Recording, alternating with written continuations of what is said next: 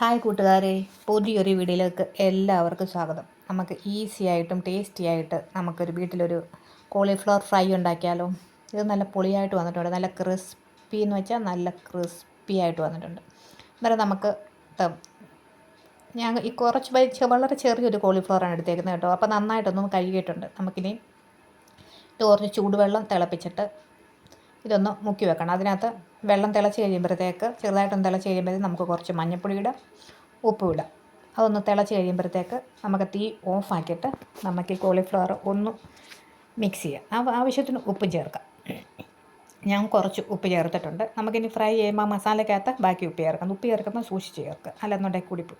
അപ്പോൾ നന്നായിട്ട് തിളച്ചിട്ടുണ്ട്. അപ്പോൾ തീ നമുക്ക് ഓഫാക്കാം. അത് കുറച്ച് ഒരു 10 മിനിറ്റ്, ഒരു 5-10 മിനിറ്റ് ഒന്ന് ആ ചൂടുവെള്ളത്തിൽ കിടക്കട്ടെ. ഒന്ന് നന്നായിട്ടൊന്ന് മുങ്ങിക്കിടക്കത്ത രീതി നമുക്കൊന്ന് മിക്സ് ചെയ്തോളൂ. ഇന്നത് ചെറിയ പുഴുവൊക്കെ ഉണ്ട്. നമുക്ക് ഒന്നാമത് ഈ വെള്ള കളറായതുകൊണ്ട് കാണാനും പറ്റത്തില്ലല്ലോ. അന്നേരം ഒരു 10 മിനിറ്റ്. അപ്പം നമുക്കിതിനകത്ത് വേണ്ട മസാല തയ്യാറാക്കാം.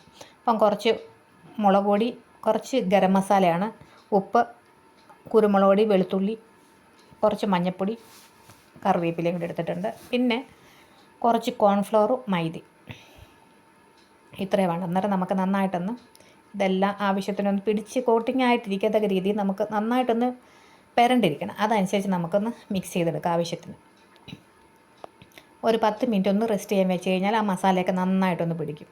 ഗരം മസാലപ്പൊടി വേണമെങ്കിൽ ചേർക്കാം. ഞാനിവിടെ മസാല പൊടിച്ച് വെക്കാം. അതിൽ അന്നേരം എടുക്കുമ്പോഴാണ് ആ ഒരു ഫ്ലേവറായിട്ട് കിട്ടുന്നത്. അന്നേരം ഒന്ന് ചൂടാക്കിയിട്ട് എടുത്താൽ മതി. ഇത് കുറച്ചേ ഉള്ളത് കൊണ്ട് പൊടിക്കാനും പറ്റത്തില്ലല്ലോ, അതുകൊണ്ട് ഞാൻ ഇങ്ങനെ എടുത്തത് കേട്ടോ. എന്നാലും കുഴപ്പമില്ലായിരുന്നു, നല്ല ടേസ്റ്റ് ഉണ്ട്. അന്നേരം ഇരുമ്പിച്ചീനി ചട്ടിക്കകത്താകുമ്പോൾ ഒരുപാട് എണ്ണ കുടിക്കത്തില്ല. ഇത് മെഴുകോട്ടിയൊക്കെ എന്നും വെക്കുന്നതായതുകൊണ്ട് ആ ഒരു വളരെ കുറച്ച് എണ്ണ എടുത്തതുള്ളൂ. അന്നേരം എണ്ണയൊക്കെ വെളിച്ചെണ്ണയൊക്കെ ചൂടായി കഴിഞ്ഞപ്പോഴത്തേക്ക് കുറച്ച് കറിവേപ്പില ഇട്ടിട്ടുണ്ട്. നമുക്ക് കുറേശ്ശെ ഒന്ന് വറുത്ത് പോരാം. തീ കുറച്ചിടണം, അല്ലെന്നുണ്ടെങ്കിൽ കരിഞ്ഞു പോകും. ഇത് നമ്മൾ ഈ കോൺഫ്ലവറൊക്കെ ചേർത്തിരിക്കുന്നതുകൊണ്ട് നല്ല ക്രിസ്പി ആയിട്ട് കിട്ടും. വേണമെന്നുണ്ടെങ്കിൽ അരിപ്പൊടി വേണമെങ്കിലും ചേർക്കാം. ചില ആൾക്കാരൊക്കെ റവയും ചേർക്കും. ഞാൻ ഇത്ര ചേർത്തിട്ടില്ല, അന്ന് കുഴപ്പമില്ലായിരുന്നു കേട്ടോ. പറഞ്ഞറിയിക്കാൻ പറ്റത്തില്ല, നല്ല ടേസ്റ്റി ആയിട്ട് ഇട്ടിട്ടുണ്ട്. തട്ടുകടയിൽ നിന്നൊക്കെ കിട്ടുന്ന അത്രയ്ക്ക് അങ്ങ് ടേസ്റ്റ് ഒന്നും പറയാം. അവർ മസാലപ്പൊടിയും ചാറ്റ് മസാല അങ്ങനെയൊക്കെ ചേർക്കുന്നതുകൊണ്ട് അതിൻ്റേതായ ഒരു ടേസ്റ്റ് വരും.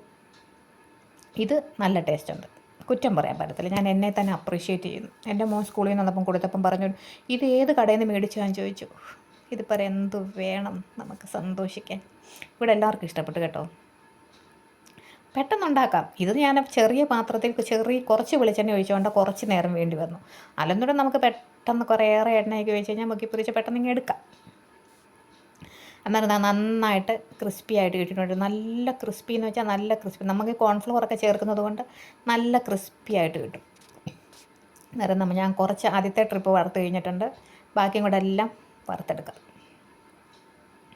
ഒത്തിരി എണ്ണയൊന്നും കുടിക്കത്തില്ല കേട്ടോ. ഞാൻ വിചാരിച്ചു ഒത്തിരി എണ്ണയൊക്കെ ഈ സോയാബീനൊക്കെ എടുക്കുമ്പോഴത്തേക്ക് ആ ഒരു ഇതുണ്ട് കിട്ടുമല്ലോ, അതിനൊക്കെ പക്ഷേ നല്ല എണ്ണ ഇടും. പക്ഷേ ഇതിനത്ര നല്ല എണ്ണ കുടിച്ചതൊന്നുമില്ല. ഇപ്പം ഈ ഇരുമ്പ് ചീനിച്ചട്ടി ആയതുകൊണ്ടാണോ എന്നറിയത്തില്ല. ഇതിവിടെ മെഴുക്കോട്ടി വെക്കുന്ന പാത്രമാണ്, അതായിരിക്കാം എന്തുവാണെന്നറിയില്ല. എന്നാലും വളരെ കുറച്ച് എണ്ണ ഒഴിച്ചുള്ളൂ കേട്ടോ, ആവശ്യം വന്നുള്ളൂ. അന്നേരം നമുക്ക് ബാക്കിയും കൂടെ നന്നായിട്ട് ഒന്ന് ഫ്രൈ ചെയ്തെടുക്കാം. അന്നേരം ബാക്കിയും കൂടെ പെട്ടെന്ന് റെഡിയാവട്ടെ. തീ കുറച്ചിടണം, അതാ നമ്മൾ മെയിനായിട്ട് ശ്രദ്ധിക്കണം.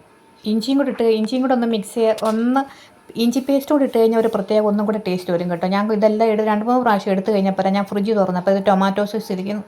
പക്ഷേ അത് ഇടണമെന്നൊക്കെ വിചാരിച്ചു, മറന്നുപോയി. പെട്ടെന്ന് ധൃതിയിലെടുത്ത് ഇവൻ സ്കൂളിൽ നിന്ന് വരുമ്പോഴത്തേക്ക് പെട്ടെന്ന് ഉണ്ടാക്കി വെക്കാമെന്ന് വിചാരിച്ചാൽ എടുത്ത്. പിന്നെ ഞാൻ ടൊമാറ്റോ സോസും കൂടി ഇട്ടു. അന്നേരം ഒന്നും കൂടെ ടേസ്റ്റായിരുന്നു കേട്ടോ. ആദ്യം ഇടേണ്ടതായിരുന്നു, എന്നാലും കുഴപ്പമില്ല.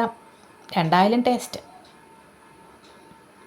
അല്ലെന്നുണ്ടെങ്കിൽ നമ്മൾ ടൊമാറ്റോ ഇച്ചിരി പുളിയുള്ള ടൊമാറ്റോ ഒന്ന് അരച്ച് ചേർത്താലും മതി. കണ്ടോ, നല്ല ക്രിസ്പി ആയിട്ട് കിട്ടിയിട്ടുണ്ട്.